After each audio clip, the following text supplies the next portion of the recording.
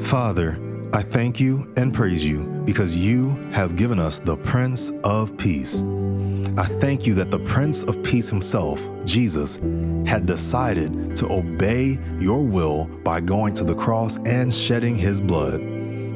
I declare to the rulers and authorities in the heavenly realms that the shedding of Jesus' blood has brought about our peace by tearing down the walls of hostility and setting aside every rule and regulation that would try to disqualify us from our inheritance.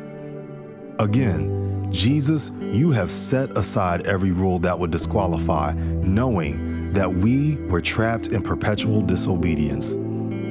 You have broken down every wall, and every wall that has not fallen is crumbling now. Everything that has prevented us from accessing you by your Spirit has now met its destruction. I acknowledge that your Spirit, the Holy Spirit, is now prevailing over our schools.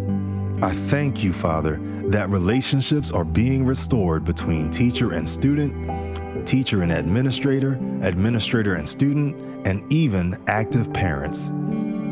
I thank you, Father, that the walls of hostility that have prevented us from coming together in the spirit of unity has been destroyed, and now we have access to all of who you are by your Spirit.